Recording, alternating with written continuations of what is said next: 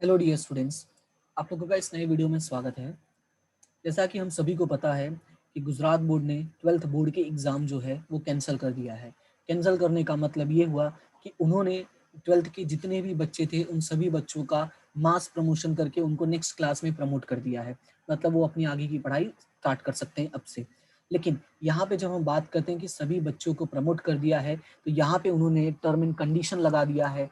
और ये term and condition क्या है कि सिर्फ और सिर्फ रेगुलर बच्चों को ही प्रमोट किया गया है। किसको प्रमोट किया गया? सिर्फ और सिर्फ रेगुलर बच्चों को ही। मतलब ये हुआ कि जो प्राइवेट स्टूडेंट्स थे, जो एक्सटर्नल स्टूडेंट्स थे, राइट, यानी प्राइवेट यानी जो एक्सटर्नल स्टूडेंट्स थे, प्लस जो रिपीटर्स थे, उन बच्चों के बारे में कोई भी इंफॉर्मेशन नहीं दिया गया है। उन बच्चों के बारे में ये भी नहीं बताया गया कि उनकी एग्जाम होगी या नहीं होगी, या अगर एग्जाम होगी तो कब से होगी, डेट क्या है, कैसे एग्जाम होगी, इस बारे में कोई इंफॉर्मेशन प्रोवाइड नहीं किया गया है। लेकिन हम उम्मीद करते हैं कि जिस तरह से लोग कंपेन चला रहे, इट मे बी पॉसिबल कि फ्यूचर में इनकी एग्जाम भी कैंसिल हो जाए तो अच्छी बात होगी। क्योंकि अगर आधे बच्चों का एग्जाम कैंसिल हुआ है और आधे बच्चों का एग्जाम होगा तो वो अच्छी बात नहीं होती है। बाकी बच्चे डेफिनेटली अपोज करेंगे इस बात को। तो उम्मीद करते हैं कि आप लोगों के लिए भी कुछ अच्छा रिजल्ट आए, आप लोगों के लिए भी कुछ अच्छी न्यूज़ आ जाए। ये हम सबकी उम्मीद यही है, टीचर से जितने भी हैं सब यही उम्मीद करें कि आप लोगों के लिए कुछ अच्छा हो। लेकिन हम बात करते हैं उन बच्चों की जिन बच्चों का मास प्रमोशन हो गया है। 17 तारीख को उन लोगों के लिए एक न्यूज़ अनाउंस हुआ था कि आप लोगों का रिजल्ट का जो कैलकुलेशन है वो किस तरह से होगा। लेकिन जिस तरह से उन्होंने अनाउंसमेंट किया था उसमें कहीं ना कहीं बच्चों को काफ़ी कन्फ्यूजन है। उन लोगों का कन्फ्यूजन ये है कि जो नोटिस जारी की गई तो उस नोटिस जारी में ये कहा गया था कि जो रिजल्ट है वो 10th 11 और 12th के बेसिस पे कैलकुलेट होगा। और जब हम बात करते हैं 10th 11 12th के बेसिस पे कैलकुलेट होगा तो कितने कितने मार्क्स कौन कौन सी क्लास से लिए जाएंगे। तो ऐसा कहा गया है कि जो 10th के मार्क्स हैं उसमें से 50 मार्क्स लिया जाएगा, और 11th में से 25 मार्क्स लिया जाएगा, और 12th में से भी 25 मार्क्स लिया जाएगा। और इस तरह से जो आपका टोटल होगा वो हो जाएगा 100 मार्क्स का, और आपका इसी बेसिस पे आपका जो फाइनल रिजल्ट है वो बनाया जाएगा। लेकिन अभी भी यहाँ पे क्वेश्चन ये अराइज होता है, उन बच्चों के लिए प्रॉब्लम होगी जिन बच्चों ने 10th में अच्छे मार्क्स नहीं लाए थे, जिनके 10th में अच्छे मार्क्स नहीं आए थे, बट उन्होंने इतनी मेहनत किया था कि वो 11th में अच्छे मार्क्स लाए और वो 12th में और भी अच्छे मार्क्स लाने की उम्मीद में थे। तो उन बच्चों के साथ कहीं ना कहीं थोड़ा बहुत नुकसान जरूर हुआ है, राइट। हालांकि जो सिचुएशन उस सिचुएशन में जो हो रहा है वही एक्सेप्ट कर ले तो अच्छा है, बट स्टिल मन में कहीं ना कहीं दुख जरूर होगा उन बच्चों के लिए कि भाई इतनी मेहनत करके 10th में इतने अच्छे नंबर लाए थे, या 10th में नंबर नहीं आए थे लेकिन 11 और 12th में बहुत मेहनत कर रहे हैं हम लोग। तो कहीं ना कहीं यहाँ पे ये दुख जरूर होगा कि 11 और 12th का जो हमारा रिजल्ट है उसका इन लोगों ने कम मार्क्स काउंट किया हुआ है। और साथ ही साथ अब ये सवाल होते हैं कि जो एडमिशन प्रोसेस स्टार्ट होगा वहां पे क्या होगा। तो वीएनएसयू यानी कि हम बात करते हैं जो हमारा साउथ गुजरात यूनिवर्सिटी है, इन्होंने जो अनाउंसमेंट किया है, वाइस चांसलर हैं, इन्होंने यहाँ अनाउंसमेंट ये किया हुआ है कि जो बच्चों के एडमिशन होंगे वो एडमिशन होंगे आपके 10th के बेसिस पे, राइट। यानी जो आपका 10th का मार्कशीट है उसके बेसिस पे ही एडमिशन होगा। अब अगर 10th के बेसिस पे एडमिशन होगा तो यहाँ पे भी उन बच्चों के लिए कहीं ना कहीं बहुत ही नुकसान होगा जिन बच्चों के 10th में कम मार्क्स आए थे, लेकिन वो 11 और 12th में इतने प्रिपेयर्ड थे कि उनके अच्छे मार्क्स आ जाते।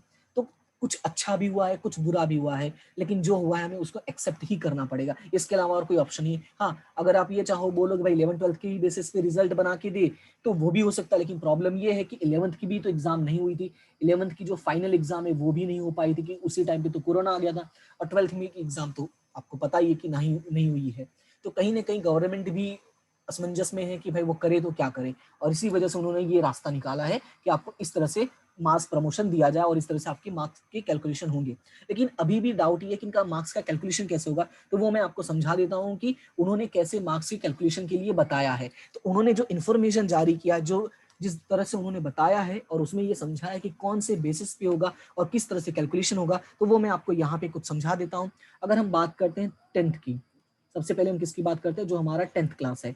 उन्होंने ये कहा है कि जो हमारा 10th क्लास है उसमें जो हमारा रिजल्ट आया था, ठीक है, जो हमारा रिजल्ट डिक्लेयर हुआ था, अगर आपने देखा होगा 10th का रिजल्ट, यानी अगर आप इस साल 12th में तो डेफिनेटली आप 2019 में आपने 10th की एग्जाम दी थी, तो अगर आपने 19 में 10th की एग्जाम दी थी तो आपने अगर अपना रिजल्ट देखा होगा तो उसमें जो है वो 70 और 30 का रेशियो है, राइट। यानी 70 जो है वो बोर्ड का है और 30 जो है वो स्कूल का है। तो जो स्कूल वाले हैं वो काउंट नहीं होंगे, याद रखना है, स्कूल वाले काउंट नहीं होंगे। जो बोर्ड का 70 मार्क्स है इसी मार्क्स को काउंट करना है और इसी मार्क्स को आगे लेके चलना है। अब कैलकुलेशन कैसे होगा वो समझो। इन्होंने कहा है कि जो हमारा ये बोर्ड का 70 मार्क्स होगा, इसी 70 मार्क्स का राइट, जो भी 70 मार्क्स में से आपके आए होंगे, राइट, तो आउट ऑफ 70, तो यहाँ पे मैं लिख देता हूं कि जो भी मार्क्स आया होगा आउट ऑफ 70, यहाँ पे आपके जो फिलिंग द ब्लैंक्स आपका मैंने डैश डैश किया है, इसमें आपके जो भी मार्क्स होंगे उसका आपको 71.43% ही मार्क्स मिलेंगे। यानी कि जो भी मार्क्स आएंगे आपके 70 में से उसका 71.43% आपको मार्क्स मिलेगा, और ये फिर आपका बन जाएगा 50 में से, राइट। इट मीन्स कि आपको मैक्सिमम जो है 50 मार्क्स मिल सकते, इससे ज्यादा नहीं होंगे, क्योंकि उन्होंने एग्जैक्टली बोला है कि 10th में जो मार्क्स मिलेंगे वो कितने मिलेंगे, 50, उसको कन्वर्ट कर देंगे, राइट। अब देखो यहाँ पे भी एक प्रॉब्लम ये है कि ये जो 70 वाला प्रॉब्लम है, मतलब ये जो 70 वाला मार्क्स है, ये सिर्फ गुजरात बोर्ड से जो जिन्होंने एग्जाम दी है जीएससीबी से, उन्हीं के ऊपर अप्लाई हो पाएगा। बाकी जो सीबीएसई के थे, आईसीएसई बोर्ड के स्टूडेंट्स थे, उन लोगों का तो ऐसा नहीं था, उनका तो पूरा 100 मार्क्स का होता। तो अब उनका क्या होगा, उनके साथ क्या होगा, तो उसके लिए भी हो सकता है कुछ ना कुछ वो नोटिस जारी करे, कुछ ना कुछ उसका सॉल्यूशन प्रोवाइड करेंगे जो बच्चे सीबीएसई से आए होंगे, या इट मे बी पॉसिबल कि उनका भी 70 में ही कन्वर्ट करके किया जाएगा। तो वो अभी बताया नहीं गया, डेफिनेटली उसके बारे में स्कूल्स को इन्फॉर्म कर दिया जाएगा कि आपको कैसे कैलकुलेशन करना है, और जो भी नोटिस जारी की जाएगी तो वो मैं आपको इन्फॉर्मेशन प्रोवाइड कर दूंगा। ओके, अब बात करते हैं हम 11th की। अगर हम बात करते हैं 11th की, तो 11th में उन्होंने ये कहा है कि 11th में हमारी 2 एग्जाम तो हो ही गई थी, यानी जो हमारी फर्स्ट एग्जाम हुआ था और हमारी जो सेकंड एग्जाम हुई थी, फाइनल एग्जाम हमारा पॉसिबल नहीं हो पाया था। तो फर्स्ट एग्जाम जो हुआ था वो कितने मार्क्स का हुआ था, 50 मार्क्स का हुआ था। सेकंड एग्जाम भी हमारा जो हुआ था वो कितने मार्क्स का हुआ था, 50 मार्क्स का हुआ था। तो उन्होंने ये कहा है कि आपके इस 50-50 मार्क्स में से जितने भी मार्क्स आते हैं, उन जैसे मान लो यहाँ पे आपके कुछ मार्क्स आए हैं out of 50, right, out of 50 में से आपके जो भी मार्क्स आएंगे उनका क्या किया जाएगा, टोटल किया जाएगा। क्या किया जाएगा, उनका टोटल किया जाएगा, और टोटल करने के बाद जो भी आपका मार्क्स आता है उसका यहाँ पे निकाला जाएगा एवरेज। क्या निकाला जाएगा, आपका एवरेज। फिर एवरेज आने के बाद, यानी जो भी मार्क्स आपका आता है, जो भी आपका एवरेज आएगा, उस एवरेज का कितना परसेंटेज लेना है, सिर्फ और सिर्फ 50% काउंट करना है। कितना परसेंट काउंट करना है, सिर्फ और सिर्फ 50%, और ये आपका कन्वर्ट हो जाएगा 25 मार्क्स में। कितने में कन्वर्ट हो जाएगा, 25 मार्क्स में, राइट। ये हो गया आपका 11th का। अब बात करते हैं हम 12th की। अगर हम बात करते हैं 12th की, तो 12th वाले के लिए ये कहा है कि देखो 12th में तो वैसे भी एग्जाम नहीं हो पाई थी, हाँ, लेकिन जब बोर्ड ने नोटिस जारी किया था उसके अकॉर्डिंग 2 एग्जाम्स हुई हैं। कौन कौन सी एग्जाम हुई, जो हमारी फर्स्ट एग्जाम हुई थी, राइट, वो कितने मार्क्स का हुआ था, 100 मार्क्स का हुआ था। ऐसा उन्होंने नोटिस जारी किया था कि सभी स्कूल्स को 100 मार्क्स से एक एग्जाम लेना है, और साथ ही साथ एक यूनिट टेस्ट भी उन्होंने जारी किया था कि भाई आपको यूनिट टेस्ट भी लेना है 25 मार्क्स का।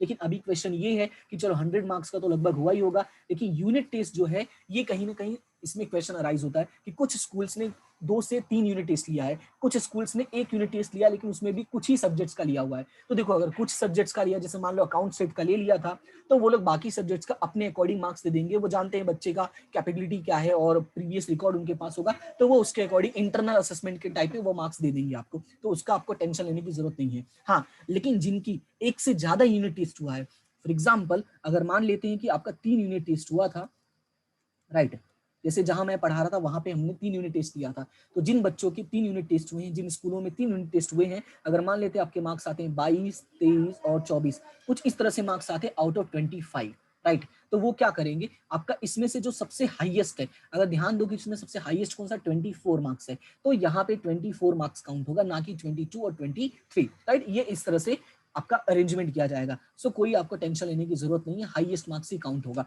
और अगर नहीं हुआ है तो भी आपको असेसमेंट, जो इंटरनल असेसमेंट के बेसिस पे आपको मार्क्स दे दिया जाएगा, करेक्ट। तो कुछ इस तरह से कैलकुलेशन होगा, फिर आपका करेंगे क्या, आपका ये जो मार्क्स होगा 100 में से जो आएगा और 25 में से जो आएगा, जैसे मान लेते हैं यहाँ पे कुछ मार्क्स होगा, इसका वो लोग क्या करेंगे, इसका यहाँ पे टोटल करेंगे, और टोटल करने के बाद जो भी मार्क्स आता है उस मार्क्स का 20% करना होगा, राइट। क्या करना है, उस मार्क्स का 20%, जो भी टोटल होगा उस टोटल का 20% करेंगे, और जो भी करेंगे 20% करने के बाद जो आपका मार्क्स आएगा वो हो जाएगा आपका 25 मार्क्स के अकॉर्डिंग, राइट। कितने मार्क्स के अकॉर्डिंग हो जाएगा, 25 मार्क्स के अकॉर्डिंग हो जाएगा, और इस तरह से आपका जो है वो 100 मार्क्स में कन्वर्ट हो जाएगा। अगर आप यहाँ पे ध्यान दें तो यहाँ पे जो टोटल है 50 प्लस 25 प्लस 25, यहाँ पे आपका कितना हो जाएगा, 100 मार्क्स हो जाएगा, और इस तरह से पूरा आपका रिजल्ट बनेगा, राइट। क्लियर है। तो अब समझते हैं, एक एग्जांपल भी समझा देता हूं आपको कि किस तरह से मार्क्स वो लोग देंगे। तो यहाँ पे एक एग्जांपल के तौर पे मैं मान लेता हूं, देखो अभी यहाँ पे एक और डाउट है, एक ये डाउट है कि देखो अगर आप कॉमर्स के स्टूडेंट हो तो कॉमर्स में हमारे होते हैं अकाउंट, स्टेट, राइट, इको, ओसी, इंग्लिश, हिंदी, अगर आपका कंप्यूटर है तो कंप्यूटर होगा, राइट, एसपी होगा तो एसपी होगा, जो भी आपका सब्जेक्ट है, ऐसे सब्जेक्ट होते हैं। जबकि 10th में क्या होता है, 10th में SS, math, English, Gujarati, Hindi, ये सब होते हैं।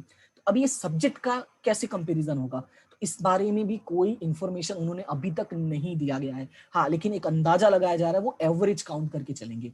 ठीक है, क्यों एवरेज काउंट करके चलें, क्योंकि सब्जेक्ट्स के बारे में कोई इन्फॉर्मेशन नहीं दिया गया, या हो सकता है कि कुछ ही दिनों में जल्द से जल्द वो लोग सब्जेक्ट के बारे में भी इंफॉर्मेशन देने की कि कौन से सब्जेक्ट के लिए कौन सा लेना है। जैसे 10th में एक मैथ करके सब्जेक्ट होता है, तो इट में भी पॉसिबल वो ऐसा बोल दे भाई मैथ के बेसिस पे अकाउंट और स्टेट का मार्क्स दे दो, क्योंकि कहीं ना कहीं ये मिलता जुलता है। हालांकि मैथ और अकाउंट में जमीन आसमान का अंतर है, लेकिन फिर भी कंपेरिजन करने के लिए कुछ तो चाहिए होगा, तो वो इस तरह से दे सकते हैं। जब हम बात करेंगे एसएस की, तो एसएस को इको और ओसी में एडजस्ट कर सकते हैं, कि कहीं ना कहीं इकोनॉमिक्स और ओसी जैसा, यानी जो हमारा बिजनेस है वो उसके जैसा मेल खाता है।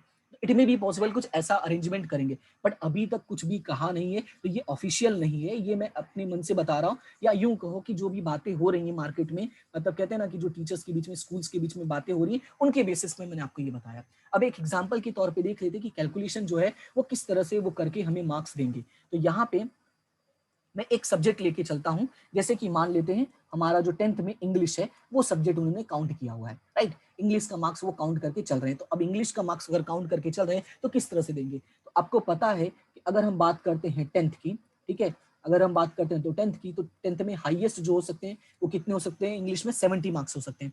तो मान लेते हैं कि आपके आए होंगे 65 मार्क्स।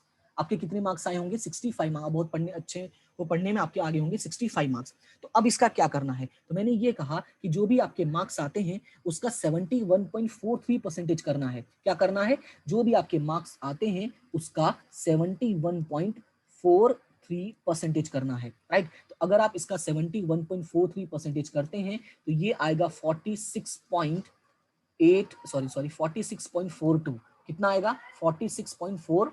तो यहाँ पे मैं पूरा लिख देता हूँ, राइट। तो ये आपका मार्क्स आ जाएगा। अब मैंने क्या कहा था, ये जो मार्क्स है आपका, ये कितने के अकॉर्डिंग आ गया, 50 के अकॉर्डिंग। इट मींस कि आपके इंग्लिश में कितने मार्क्स आ गए हैं, 46.42। इसका मतलब इसको हम मान लेते हैं 46, क्योंकि अगर 0.5 से ज्यादा होगा तो 47 मिल जाएगा, 0.5 से कम होगा तो आपको 46 ही मिलेगा, राइट। इट मींस कि आपके इंग्लिश में 46 मिल गए 50 में से, राइट। तो 46 आउट ऑफ 50 आपको मार्क्स मिल गया है। अब बात करते हैं 11th की। तो 11th में इन्होंने कहा है 2 एग्जाम कंसिडर करना है, जैसा यहाँ पे मैंने कहा था, फर्स्ट एग्जाम और सेकंड एग्जाम, राइट। तो मान लेते हैं आपके फर्स्ट एग्जाम में आपके आ गए थे 42 मार्क्स, राइट। फिर आपने सेकंड एग्जाम में बहुत मेहनत की और आपके आ गए 46 मार्क्स। उसके बाद क्या करना है, उसके बाद इन्होंने कहा है कि उनका क्या कर देना है, टोटल। तो हम इसका टोटल करते हैं, तो 42 प्लस 46 आपका ये टोटल कितना हो जाएगा, 88, राइट। तो टोटल कितना आ गया, 88। उसके बाद इन्होंने क्या किया, उसका एवरेज निकालना है। टोटल करने के बाद हमें क्या करना है, उसका एवरेज निकालना है। तो 88 का एवरेज कितना होगा, तो 88 डिवाइडेड बाई 2, इट मींस कि ये हो जाएगा 44, राइट। तो उसके बाद क्या करना है, इन्होंने कहा था एवरेज निकालने के बाद जो एवरेज होगा उसका 50% मार्क्स काउंट करना है। तो 44 का कितना मार्क्स काउंट करना है, 50%। इट मींस ये कितना हो जाएगा, 22 मार्क्स हो जाएगा, राइट। कितना हो जाएगा, 22 मार्क्स। तो यहाँ पे मैं लिखता हूँ 22 marks out of 25, right. It means English में आपको 25 में से कितने मार्क्स मिल जाएंगे, 22 मार्क्स मिल जाएंगे। फिर बात करते हैं हम 12th की। तो 12th की अगर हम बात करते हैं तो इसमें बोला है 2 चीजें काउंट करने के लिए, एक बोला आपका फर्स्ट एग्जाम और एक आपका बोला यूनिट टेस्ट, राइट। तो फर्स्ट एग्जाम में अगर मान लेते हैं हम कि आपने बहुत मेहनत की थी और आपके आ गए थे 95 मार्क्स। फिर आपने जो यूनिट टेस्ट दिया था, आपने यूनिट टेस्ट में स्कोर किया था 20 मार्क्स। इट मींस आपका जो टोटल है वो कितना हो रहा है, 115 मार्क्स। आपका जो टोटल हो रहा है वो कितना हो रहा है, 115 मार्क्स। यहाँ पे मैं लिख देता हूँ टोटल। अब यहाँ पे देखो क्या कहा था कि जो भी आपका टोटल आता है उस टोटल का 20% करना है। क्या करना है, उस टोटल का 20% करना है, यानी 115 मार्क्स का आपको क्या करना है, 20%। तो 115 गुणे 20% करोगे तो ये आपका कितना हो जाएगा, 23 मार्क्स हो जाएगा।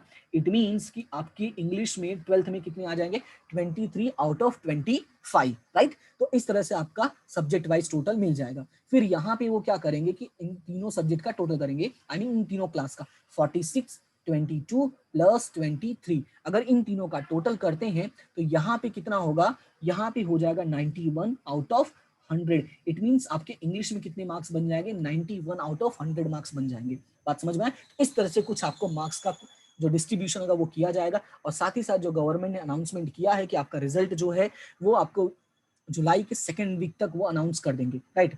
ये साइंस वालों के लिए, ठीक है। साइंस वालों का उन्होंने क्या बोला है कि जुलाई के सेकेंड वीक में अनाउंसमेंट हो जाएगा, और कॉमर्स वालों की जो बात किया है वो ये बोला है कि थर्ड वीक में। तो यहाँ पे मैं लिख देता हूँ, जो साइंस के स्टूडेंट हैं तो साइंस के अकॉर्डिंग सब्जेक्ट काउंट होगा, ओके, तो उसका टेंशन की जरूरत नहीं है। तो साइंस का जो रिजल्ट है वो कब अनाउंस होगा, सेकेंड वीक में, ठीक है, सेकेंड वीक ऑफ जुलाई। और बात करते हैं कॉमर्स का, तो कॉमर्स वालों का जो है वो third week of July, third week of July. और इनका जो रिजल्ट डिस्ट्रीब्यूशन है, ठीक है, रिजल्ट डिस्ट्रीब्यूशन जो स्टार्ट करेंगे वो स्टार्ट करेंगे फोर्थ वीक से, ओके। तो एक चीज और बता देता हूं, आपको टेंशन लेने की जरूरत नहीं है, क्योंकि आपका ये जो 12th का रिजल्ट है, ठीक है, जो भी रिजल्ट आता है प्लीज एक्सेप्ट इट, इतना माइंड करके इसको टेंशन लेने की जरूरत नहीं है। आपका देखो, अभी देखो 10th में अगर आपके कम मार्क्स आए हैं तो कहीं ना कहीं आपको प्रॉब्लम तो फेस करनी पड़ सकती है, क्योंकि जब वो अगर एग्जाम जो आपका एडमिशन है अगर वो 10th के बेसिस पे होगा तो इट मे बी पॉसिबल आपको थोड़ी बहुत प्रॉब्लम हो, बट स्टिल जो भी हुआ है सिचुएशन के अकॉर्डिंग है, तो सिचुएशन पे हमारा कंट्रोल नहीं है, ना ये कोरोना आता ना ऐसा कुछ होता, तो जो भी है उसको आगे बढ़ते हैं। हाँ, लेकिन मेरी उम्मीद है कि जो रिपीटर्स हैं, जो प्राइवेट स्टूडेंट्स हैं, जो एक्सटर्नल स्टूडेंट्स हैं, इन लोगों के साथ जो हो रहा है वो ना हो, और इन लोगों के साथ भी कुछ न्याय हो, कुछ अच्छा हो इनके साथ, राइट। क्योंकि अभी इस टाइम पे भी एग्जाम करवाना पॉसिबल नहीं है, सिचुएशन आप देख ही रहे हो कंट्री में अभी भी क्या है, ओके। तो उम्मीद करते हैं गवर्नमेंट इस पर ध्यान दे, और आप बच्चों के साथ, हम सभी टीचर्स हैं तो आप टेंशन नहीं लें, हम सभी टीचर्स जो हैं आपके साथ, रिपीटर्स, प्राइवेट स्टूडेंट्स जो हैं, एक्सटर्नल स्टूडेंट्स हैं, उनके साथ हम सभी हैं, ओके। तो उम्मीद करता हूं कि आपको ये सारे कैलकुलेशन समझ में आ गया होगा। आप चाहे तो इसका स्क्रीनशॉट लेके रख सकते हैं, ताकि आपको कोई कंफ्यूजन हो तो आप इसको देख लें, राइट। तो मिलते हैं अपने नेक्स्ट क्लास में नेक्स्ट टॉपिक के साथ, तब तक के लिए thank you so much and have a good day. और वीडियो को लाइक शेयर एंड सब्सक्राइब जरूर करें, चैनल को भी सब्सक्राइब करना, ठीक है। मिलते हैं अपने नेक्स्ट क्लास में, थैंक यू सो मच।